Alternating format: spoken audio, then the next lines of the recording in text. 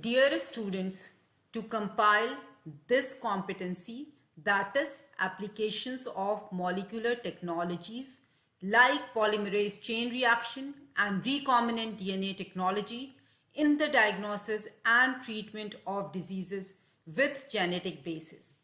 I'll make two videos. The first video will cover the applications of PCR in the diagnosis of diseases with genetic basis.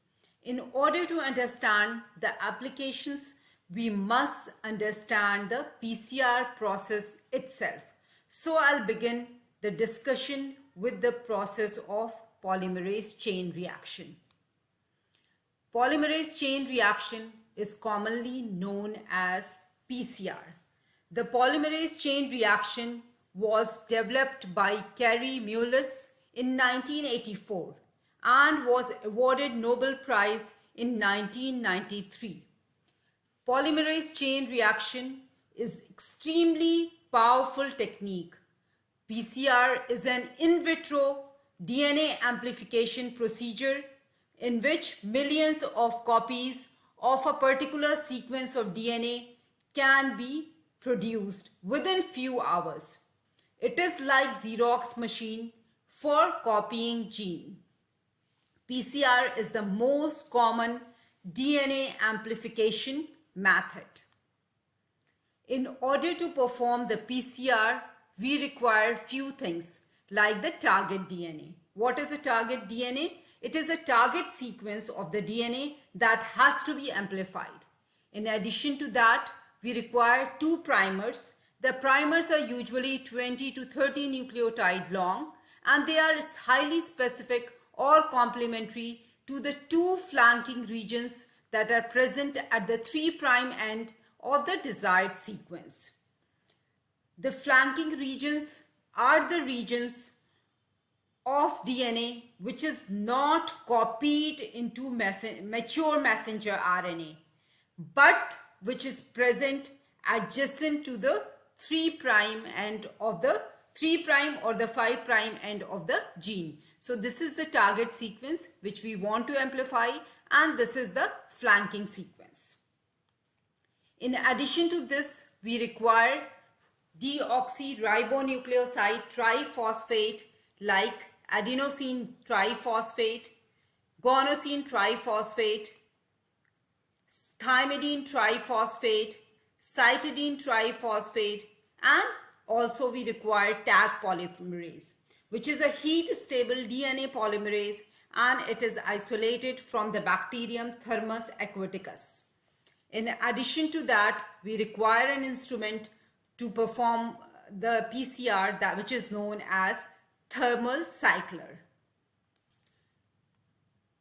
The basis of PCR is temperature change and the effect that these temperature changes have on the DNA molecule. At the start of the experiment,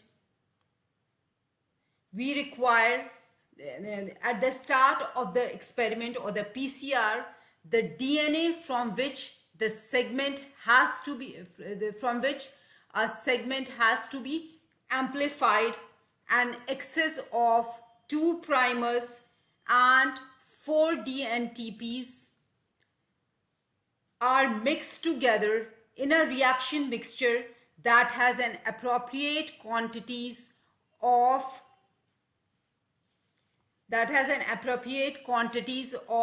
magnesium chloride. Magnesium chloride plus we add Taq polymerase. Magnesium chloride is the cofactor for Taq polymerase.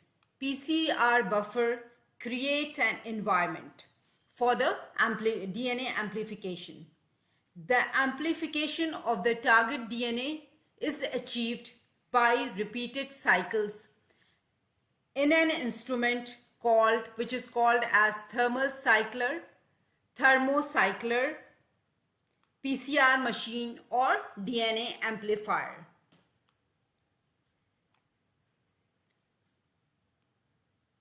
The first step of PCR is the separation or denaturation. DNA strands are melted apart by heating at 95 degree for 15 seconds to 2 minutes.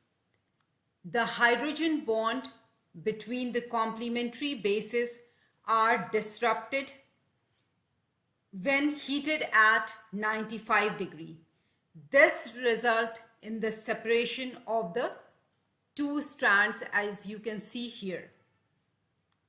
The next step is the primer hybridization. The temperature is then brought down to about 54 degree. It may range from 50 to 56 degree. And this temperature permits the hybridization of primer to the complementary sequence in the desired DNA. These sequences are located at the 3' end of the two strands of the desired segment. So this is the region, this is the complementary sequence which is present at the 3' end of this DNA molecule and 3' end of the other strand of the desired segment. Primers are hybridized to their target on a single stranded DNA by hydrogen bond. The duration of hybridization is 1 minute. Now the question arises, why these two DNA strands which are complementary to each other do not hybridize?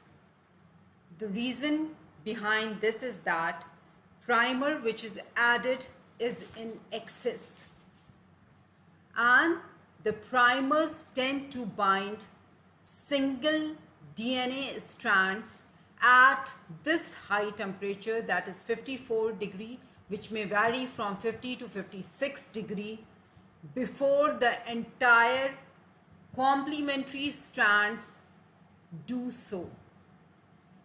So there are two reasons. One is the high temperature and the other is the excess of the primer, which permits the hybridization of the primer before the complementary strand can hybridize with each other. Forward and the reverse primers differ only in the direction in which they initiate the amplification. The next step is the primer extension or polymerization. The temperature is then brought down or the temperature is now so adjusted that Taq polymerase synthesizes the complementary strands utilizing the 3' OH group of the primers. The primers are extended, resulting in the synthesis of new DNA strand. Taq polymerase, as I've already mentioned to you, is derived or isolated from bacteria Thermus aquaticus that are found in hot springs. Therefore, the enzyme is not denatured at high temperature. This enzyme is functional between 70 to 75 degree. The duration of primer extension is usually 30 seconds to 2 minutes at 72 degree. After every PCR cycle, the DNA are duplicated. After the this is showing after the first cycle, and this is after the second cycle, and the PCR products are called as amplicons.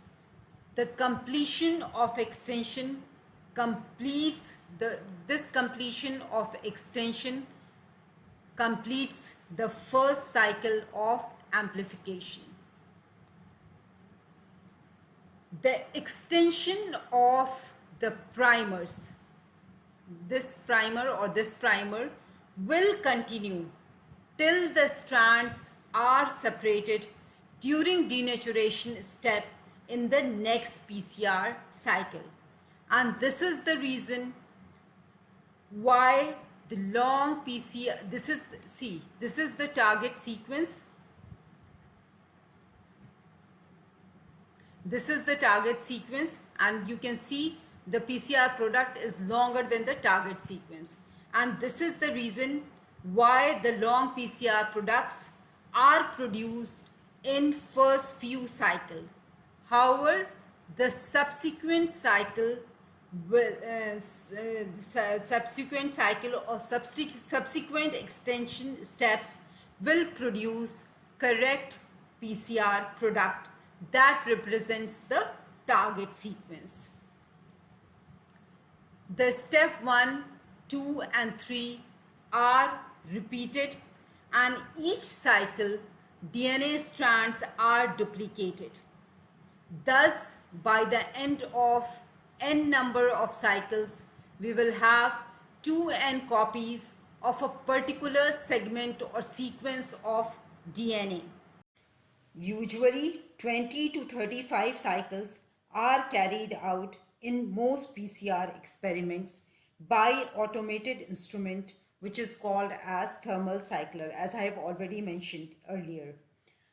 So after 35 cycles, one particular DNA molecule or one particular segment of the DNA would yield this many molecules of that particular DNA segment or sequence. That is, it will produce 2 to the power 35 molecules. After amplification procedure, PCR products are separated using agarose gel electrophoresis. Once separated, it can be visualized by staining the gel with ethidium bromide. These are the PCR products which are which became visible after the incubation of the gel with ethidium bromide. In order to locate a particular DNA sequence or particular DNA segment, one can perform southern blot with suitable probes. There are various important features of polymerase chain reaction. The most important feature is that the sequence of the target need not to be known. Only the knowledge of the flanking sequence is required. Another important feature is that the target sequence can be much longer than the primer. PCR is highly specific because of stringency of hybridization at relatively high temperature. In PCR, high temperature ensures that hybridization occurs between two complementary molecules without any mismatch basis. In PCR, high stringency conditions are maintained by the use of high temperature and low salt concentration. PCR is highly sensitive.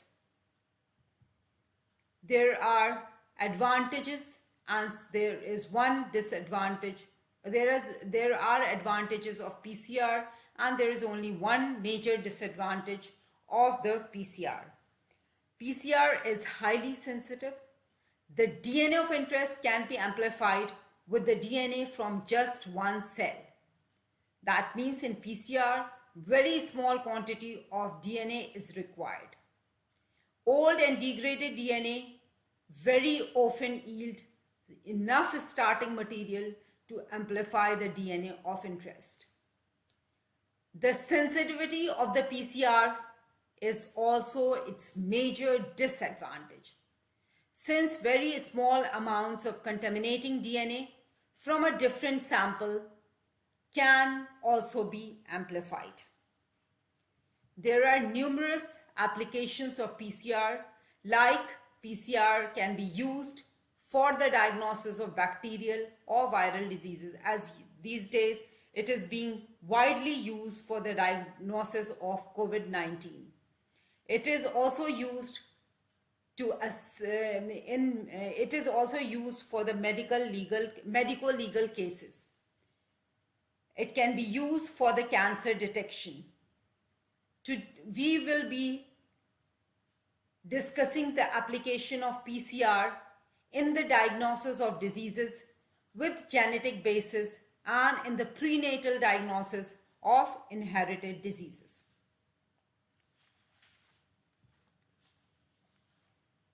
PCR is the most auspicious method. It has been used for the detection of various genetic disorders such as Duchenne muscular dystrophy, beta thalassemia, cystic fibrosis, phenylketonuria, sickle cell anemia, and hemophilia, to name the few. PCR has been widely used to amplify the gene segments that contain known mutation for the diagnosis of inherited diseases. Here I am giving you the example of sickle cell anemia and cystic fibrosis.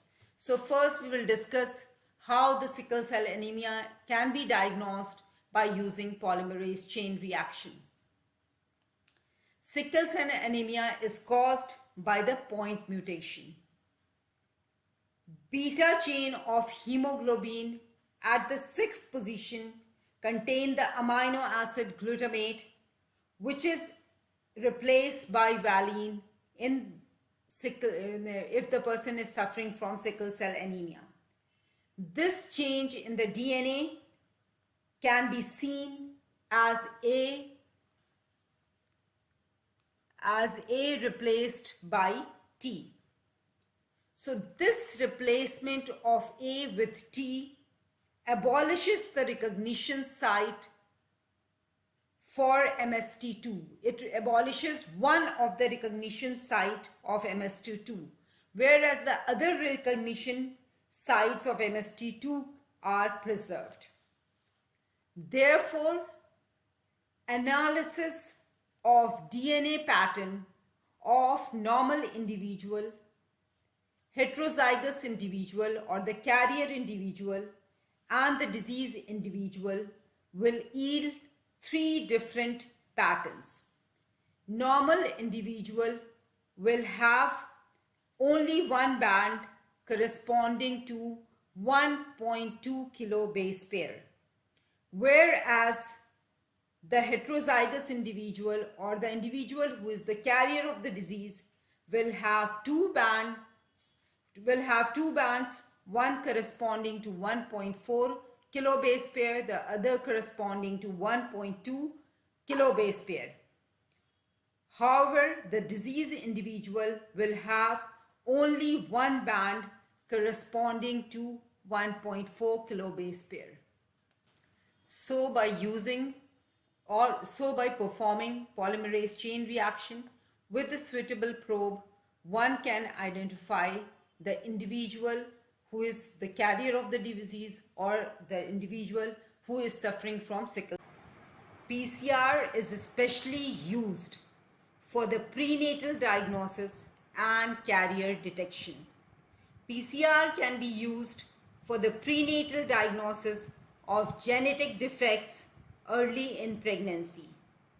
Cells can be obtained from fetus by either chronic villus sampling at 9th week of gestation or by amniocentesis at approximately 15th week.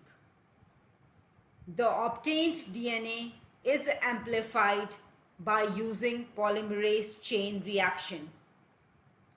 Here we are using polymerase chain reaction for the prenatal diagnosis and carrier detection of cystic fibrosis. Cystic fibrosis is an autosomal recessive genetic disorder. It results from mutations in the gene for the cystic fibrosis transmembrane conductance regulator protein, which is abbreviated as CFTR. The most common mutation in cystic fibrosis is a 3-base deletion that results in the loss of phenylalanine residue from the CFTR or cystic fibrosis transconductance regulator protein. Because the mutant allele is 3 bases shorter than the normal allele, it is possible to distinguish them from each other by the size of PCR products obtained by amplifying that particular portion of the DNA. As can be seen here in this slide, that the normal individual or the normal individual is showing just one band corresponding to the normal CFTR gene, which is about 63 base pair long, whereas the heterozygous individual has both the normal as well as the mutant allele of CFTR gene, and therefore the PCR produces two different bands or two different products. However, the individual who is suffering from cystic fibrosis is showing just one band, which is corresponding to the mutant CFTR gene. PCR gives a shorter than the normal product because the mutant CFTR gene is missing 3 bases. These are the examples of some genetic disorders that is detectable by polymerase chain reaction. It include Tay-Sachs disease, Huntington's disease, thalassemias, Duchenne muscular dystrophy, and hemophilia. These are some examples, but many more genetic disorders are detectable by. The success of PCR depends on the use of correctly designed primers. In this slide and in the next slide, I have outlined some important features of PCR primers. You must read them.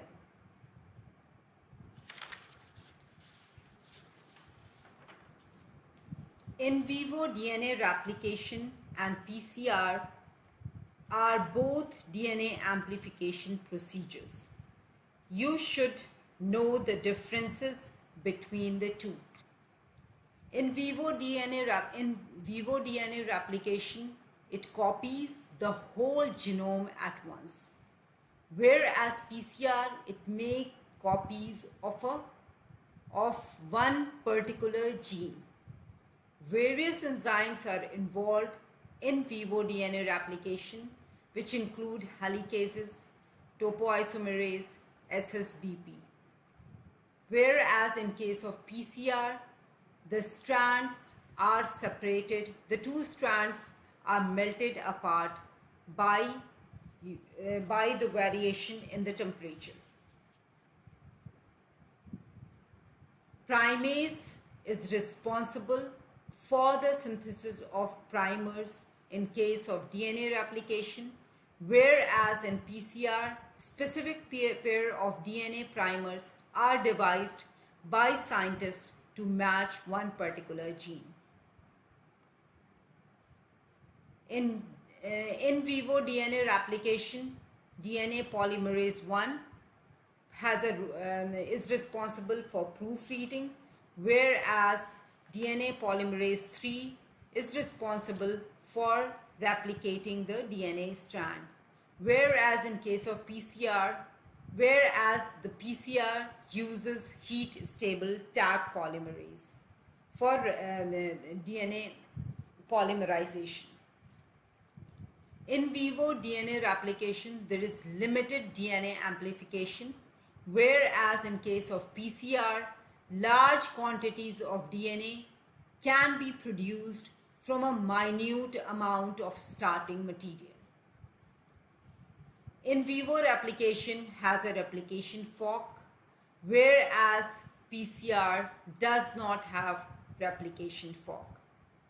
The rate of DNA synthesis is about 1 kilobase per second in E. coli, whereas in PCR it is about 1 to 4 kilobase per minute. The rate of misincorporation is much higher in PCR reaction, which uses Taq polymerase, as compared to the in vivo DNA replication. In vivo DNA replication, one strand is synthesized continuously and the other strand is synthesized discontinuously. Whereas in case of PCR, both strands are synthesized continuously. PCR do not use ligase, whereas DNA ligase is required in the case of DNA replication. Thank you. With this, I have finished the applications of polymerase chain reaction in the diagnosis of diseases with genetic basis.